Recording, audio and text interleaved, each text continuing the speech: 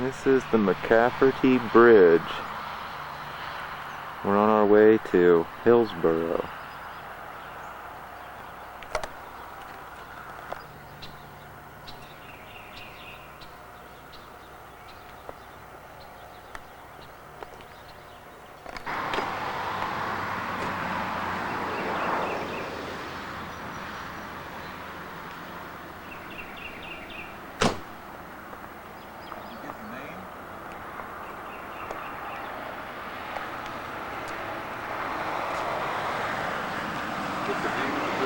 I sure did.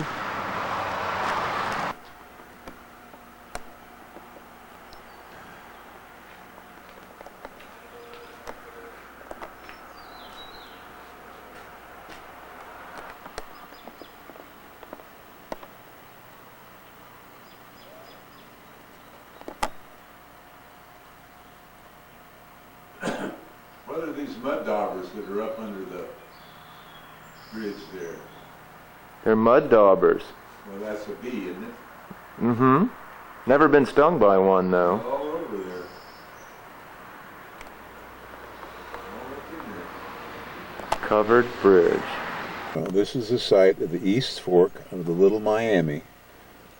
207 years ago, Tecumseh, the great Indian chief, along with a number of his tribesmen, some 75, had a skirmish with white settlers on this site. The white settlers had come up from Kentucky to retrieve some horses they supposedly had stolen by Tecumseh from them. Okay, go ahead. The battle took place here. Simon Kenton was almost killed here. Some Indians were killed, and one man by the name of Barr, a settler from Kentucky, was killed, and they cut his head off, scalped him, and hung his head on a post on this site. Again, 207 years ago, April the 11th, 1791.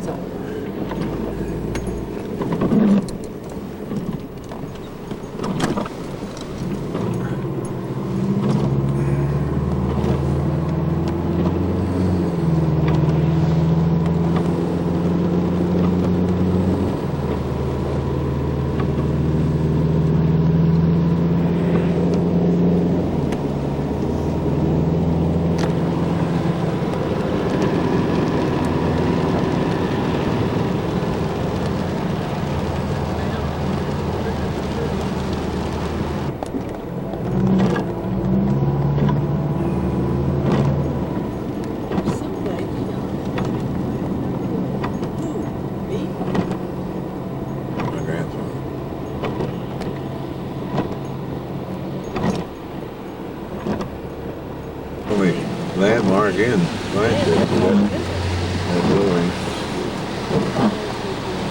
Come on, get through here.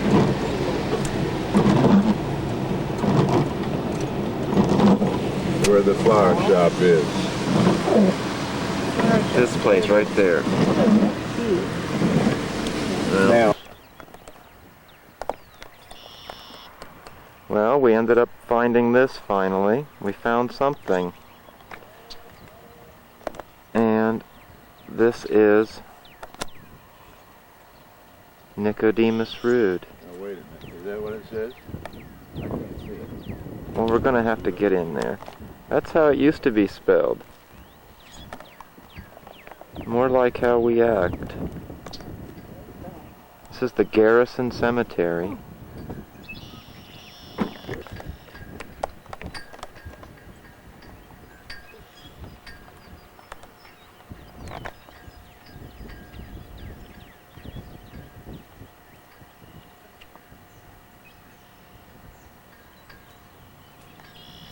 (1837 to 1936).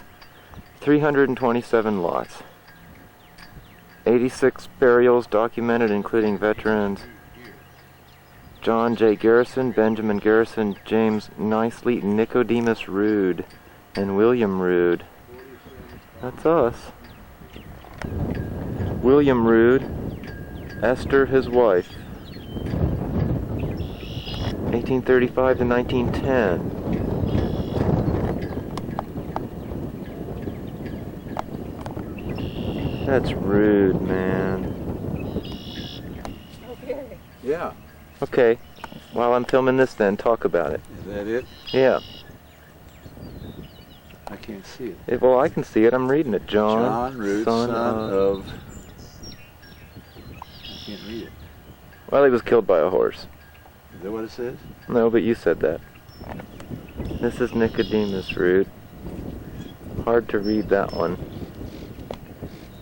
19 something. Died in the early 1900s. Right? Civil War guy. 1833 to 10? Something like that.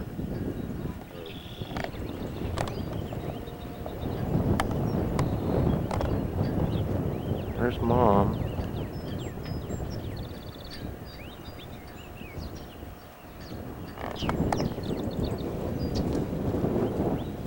Had enough, huh?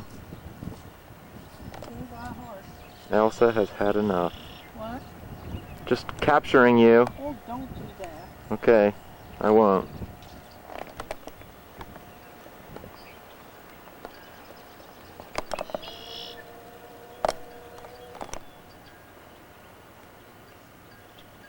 Civil War.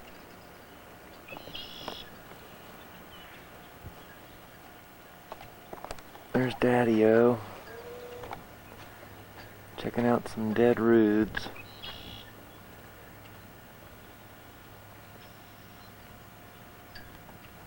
Cold, wet day. There's Mommy-O.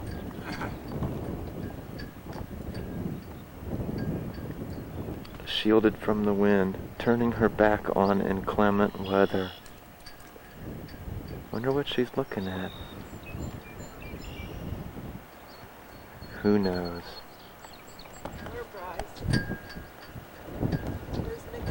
Come this way. Yeah, I'm standing right in front of it. Yep, that's the one.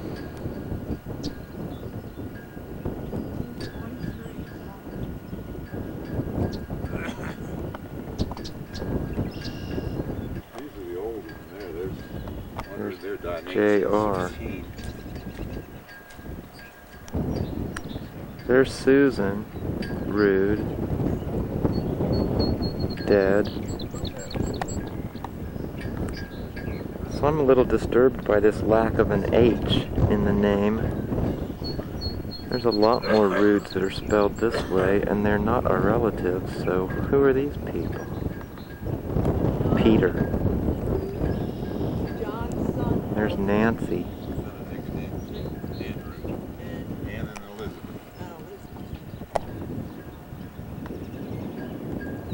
There's a couple of Roods. A couple of Roods that are still with us. Son John of N and E Rood. They gave people names with just one letter back then. And probably numerals too. This is son of 1, son of 2, son of N, son of E. There's Susanna Rood. Shaking hands. Old. There's another John down here. Okay, here we go again. A little more to read here.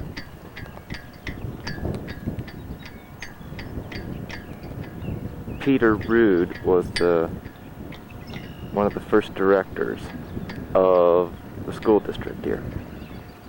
All right. Right, this is Nicodemus Rood, born 1829, died 1918. He was a member of Company E, 47th Ohio Volunteer Infantry in the Civil War. His wife was Elizabeth. She died before he did.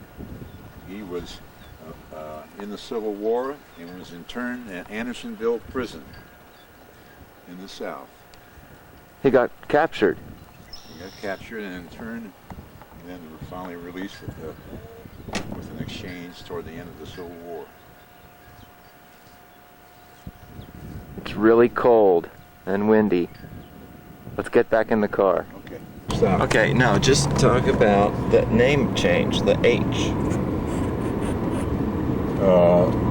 The Rude, R-H-U-D-E, was changed from R-U-D-E in the first part of the World War I. It was a typical of many people of German origin changing their names to more anglicize the names. It happened with Earhart too.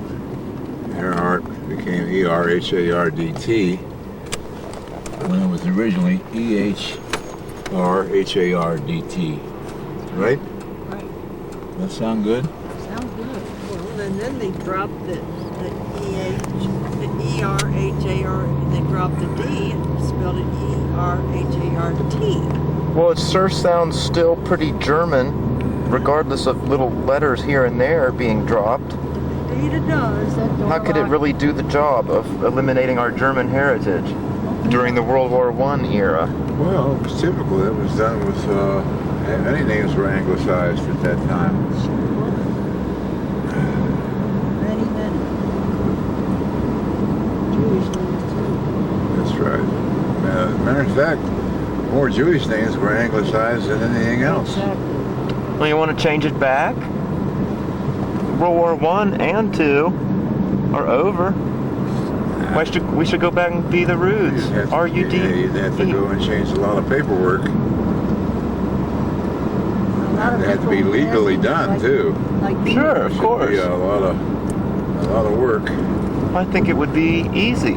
All the sentence will be talking about who did this to her. I say we go back. You could be just like the Amelia Earhart, and we could just be like the rude, I don't see the adjective rude. why would we want to go and add more letters to the name? Well, in the case of the Rudes, it would be adding less letters, No, which is but- subtracting letters. Well, rude means ruddy. You know, rude is a name that came from people with ruddy complexions. Matter of fact, rude means red, rouge. Oh, really? You learn something new every day if you're not careful. That's what our I'll cold... show you something on one of the Knights of the Round Table. That's why he had a rude shield. That's where Rothschild comes from, the red shield. There's a root on the red Baron, Robert Baron Rothschild, red shield. Okay, this place was owned by Otis Howarth, my great-grandfather, and he had a restaurant in there.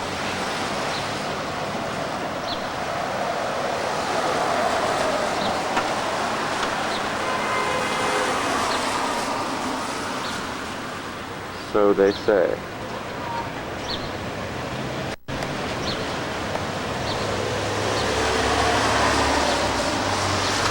Probably behind that sign, his name Haworth is there. That's what we are guessing.